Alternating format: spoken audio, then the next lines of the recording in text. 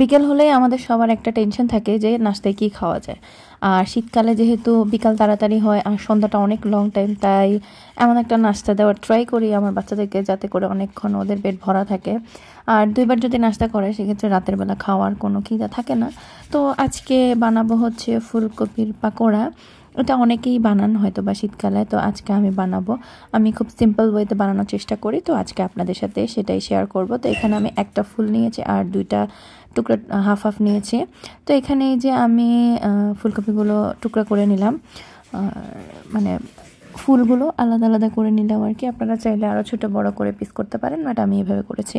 তো এখন হচ্ছে আমি এটাকে ভিজিয়ে রাখবো অনেকক্ষণ, লবণ পানিতে, হাফ অ্যান আওয়ারের মতো লবণ পানিতে ভিজিয়ে রাখবো। এতে করে হবে কি, যে ময়লাগুলো থাকবে সেটাও ক্লিন হয়ে যাবে, আর যদি কোনো পোকা থেকে থাকে সেটাও বের হয়ে যাবে। তো হ্যালো এভরিওয়ান, আসসালামু আলাইকুম। চলে আসলাম আরও নতুন একটা ভিডিও নিয়ে। আজকের ভিডিওটা হচ্ছে একটা স্ন্যাক্স ভিডিও বলতে পারেন। তো welcome to my another vlog. যেখান থেকে ভিডিওটা দেখা শুরু করেছেন, রিকোয়েস্ট করছি না টেনে পুরো ভিডিওটি দেখবেন।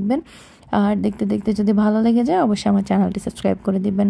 যারা অলরেডি তা করে ফেলেছেন তাদেরকে জানাচ্ছি অসংখ্য ধন্যবাদ আমার পাশে থাকার জন্য, আমাকে সাপোর্ট করার জন্য। তো এখানে এই যে আমি লবণটা দিয়েছি, দিয়ে ভালো করে মিক্স করে নিচ্ছি। এটা এইভাবে প্রায় হাফ অ্যান আওয়ারের মতো আমি ভিজিয়ে রাখবো। তো এইদিকে আমি হচ্ছে পানিটা রেডি করে নিব। আমি ভাপ দিয়ে পানি ফেলে দিব, তারপরে ওটা প্রসেস করব, কারণ ভাপ না দিলে এটা নরম হবে না। আর ভাপ দেওয়ার সময় একটু লবণ আর একটু মশলা ইউজ করব, যাতে ফুলকপিটার ভেতরে একটু লবণ টবণ মশলা টশলা থাকে, নয়তো খেতে একদমই ভালো লাগবে না। তো এখানে আমি প্রথমে দিয়েছি লবণ, তারপরে দিলাম আদা রসুন, তারপরে দিব হচ্ছে একটু সামান্য মরিচের গুঁড়ো। এটা না দিলেও চলে, বাট আমার মনে হয় যে একটু ভালো লাগবে খেতে আর কি। তো অনেকে এটা স্কিপ করতে পারেন, যার যেরকম পছন্দ। অনেকে আবার দেখি হলুদের গুঁড়াও দেয়, বাট আমি হলুদের গুঁড়া দেই না। পানিটা বলক আসা পর্যন্ত ওয়েট করব, ঢাকনা দিয়ে রেখে দিব। এই যে মিক্স করে নিচ্ছি, ঢাকনা দিয়ে রেখে দিব, বলক আসা পর্যন্ত ওয়েট করব। তারপরে হচ্ছে এখানে ফুলকপিগুলো দিয়ে দিব। ওইদিকে ফুলকপিগুলো অনেকক্ষণ ধরে ভেজানো আছে। তো এখানে হচ্ছে আমি ফুলকপির ফুলগুলো নিয়ে নিচ্ছি, দেখছি আর কি ঠিকঠাক মতো ক্লিন হয়েছে কিনা। তো দেখতেই পাচ্ছেন ঠিকঠাক মতো ক্লিন হয়েছে। তো ক্লিন করার পরে যে ময়লাগুলো বের হয়েছে বা যে পোকা বের হয়েছে সেটা আপনাদেরকে আমি একটু পরে দেখাচ্ছি। তো আমি ফুলগুলো পানি থেকে উঠাই নিচ্ছি। নেওয়ার পরে যে দেখতে পাচ্ছেন বাটির মধ্যে কত ময়লা জমে আছে, অনেক বালু টালুও আছে। আবার সাথে আমি 2টা পোকা পেয়েছি, জানি না আপনারা বুঝতে পারছেন কিনা। আপনাদের বোঝানোর জন্য আমি আরও সুন্দর করে দেখাচ্ছি বাটিটা নিজে রেখে। ভাবছিলাম জুম করে দেখাবো কিনা, পরে দেখি যে না, জুম করে বোঝা যাচ্ছে না। এই যে আমার হাতের সাথে যেটা দেখলেন সেটা একটা পোকা, এই যে আরও একটা পোকা। তো চাইলে আপনারা ভিনেগারের মধ্যেও ডুবাই রাখতে পারেন, অনেকে ভিনেগার দিয়েও পানিতে ডুবাই রাখে। তো এই যে বলক চলে আসছে, এবার আমি হচ্ছে ফুলকপিগুলো দিয়ে দিব। একদম পুরোপুরি সেদ্ধ করব না, মোটামুটি নরম হবে এরকম আর কি, কারণ আমি যখন ফ্রাই করব এটা আবারও ভাজার সাথে সাথে ভেতরটা আর একটু হয়ে যাবে। তো আমি হচ্ছে এটাকে এখন আবার ঢাকনা দিয়ে দিব। তো যখন এটা ভাপ দেওয়া হয়ে গেছিলো তখন আমি করেছিলাম কি, আগুনটা বন্ধ করে একটু ঢাকনা দিয়ে রেখেছিলাম। আমি সবসময় এরকম করি আর কি, ভাপে আরও একটু হয়। তো এই যে দেখতেই পাচ্ছেন আমি ছেঁকে নিয়েছি, পানিটা ছেঁকে নিয়েছি। আর এখন ফুলকপিগুলো কি ফ্রেশ লাগছে, আর একদমই নরম করি নাই। এই যে দেখতে পাচ্ছেন হাতে নিয়ে একটু জোরে চাপ দিলে এটা ভেঙে আসে। এটা বাকিটা হয়ে যাবে যখন আমি ফ্রাই করব তখন।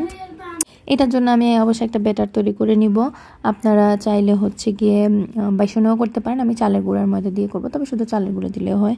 তা আমি এখানে ময়দা নিয়ে নিয়েছি, আর হচ্ছে এখন দিচ্ছি চালের গুঁড়ো। এটাকে মিক্স করে নিচ্ছি, শুকনা জিনিসগুলো আগে দিয়ে মিক্স করে নিব, তারপরে মানে ভিজা মশলাগুলো দিব। তো এখানে আমি আমার আন্দাজ মতো নিয়েছি চালের গুঁড়া আর ময়দা, তারপরে দিয়ে দিলাম একটু বেকিং পাউডার। বেকিং পাউডারটা দিলে একটু মুচমুচে হয়, প্লাস ভেতরটাও সফট থাকে আর কি। তারপরে দিয়ে দিচ্ছি একটু গুঁড়ামরিচ। আপনারা আপনাদের ঝাল যেটুকু খেতে চান সেই অনুযায়ী দিবেন, যেহেতু আমার বাচ্চারা খাবে তাই আমি হচ্ছে ঝালটা কম দিব।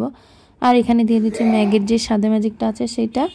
আপনারা চাইলে এখানে হচ্ছে চটপটির মশলাটাও ব্যবহার করতে পারেন। তারপরে দিয়ে দিচ্ছি হচ্ছে স্বাদ মতো লবণ। লবণটা যদি এখন বোঝা যাবে না, একটা ভাজি করার পরে খেয়ে টেস্ট করে তারপরে বুঝতে হবে। আর ভাপ দেওয়ার সময় যেহেতু লবণ দিয়েছি, এখানে ওরকম বেশি লবণটাও লাগবে না। তো আমি শুকনো উপকরণগুলো মিক্স করে নিলাম।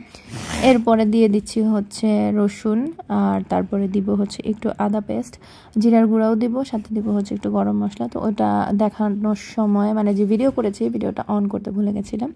তো যাই হোক, আমি সাথে একটা ডিমও দিয়েছি।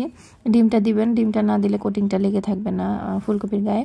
তো এই যে আমার মেয়ে এসে চামচটা ডুবাই দিয়ে গেছে। তো এটা দেখতে গিয়ে দেখলাম যে আসলে আমি ভিডিওর ক্যামেরাটাই মানে ভিডিওটা অন করি নাই, যার কারণে ওইটুকু আপনাদের সাথে শেয়ার করতে পারি না। তো আমি ব্যাটারটা এরকম করেই তৈরি করেছি, বেশি পাতলাও না বেশি ভারীও না। তো আপনারা আপনাদের আন্দাজ মতো তৈরি করে নেবেন। তো আমি হচ্ছে চামচটা দিয়ে করেছিলাম, লাভ কি হলো, এখন তো সেই হাতটাই ডুবাইতে হলো মেয়েটার জন্য। এখন হচ্ছে আমি ভেজে নিব, প্যান নিয়ে নিচ্ছি, তেল দিয়ে দিব, তেলটা গরম হয়ে এলে তারপরে আস্তে আস্তে করে আমি এটা ভাজা শুরু করে দেব। তো এই যে কথা বলতে বলতে আমি ফুলকপিটাকে ব্যাটারের মধ্যে ভালো করে কোট করে নিচ্ছি। আপনারা চাইলে এইভাবে ব্যাটারের মধ্যে দিয়ে একটু ব্রেড ক্রাম্বেও গড়াই নিতে পারেন, বাট আমার বাচ্চারা ওইভাবে পছন্দ করে না, তাই আমি ব্রেড ক্রাম্ব দিলাম না। ব্রেড ক্রাম্ব দিলে আবার আমার ভালো লাগে, তা আমি একসাথে বেশ কয়েকটা ডুবাই নিলাম ব্যাটারে। আপনারা একটা একটা দিতে পারেন। আসলে আমার কাজ হচ্ছে কাজটা শর্টকাটে করা, কারণ আমার মেয়েটা অলরেডি তখন আমার পা ধরে ঝুলতেছিল, আমার ভয় লাগতেছিল কখন জানি কি একটা অঘটন ঘটে। তো এই যে আস্তে আস্তে করে তেলে দিয়ে দিচ্ছি। তেলটা খুব বেশি গরমও না আবার ঠান্ডাও না, মানে যেরকম দরকার আর কি। আমরা তো আসলে আন্দাজের উপরেই বেশি কাজ করি। তা আমি হচ্ছে এখানে একটা একটা করে দিয়ে দিব, তারপরে ভালো করে ভেজে নিব। কালারটা আপনারা যে যেরকম পছন্দ করেন বা যে যেরকম ক্রিস্পি পছন্দ করেন সে সেরকম করে নেবেন। আস্তের আগুনে যত বেশি ভাজবেন তত বেশি ক্রিস্পি হবে জিনিসটা। আর এই যে দেখতে পাচ্ছেন কোটিংটা একটুও খুলে যাচ্ছে না, এটা হচ্ছে ডিম দেওয়ার কারণে। ডিম দিলে হচ্ছে আপনার কোটিংটা খুব সুন্দর করে লেগে থাকে, সেটা হোক চিকেন ফ্রাই আর হোক যে কোনো ধরনের পাকোড়া, ডিমটা খুব সুন্দর করে বেন্ড করে রাখে। তো এই যে এখানে আমি হচ্ছে 5 পিস দিয়েছি, দিয়ে চিন্তা করতেছি আরেকটা দিব কিনা, পরে দেখলাম যে না, চেপে চুপে জায়গা হয়ে গেল।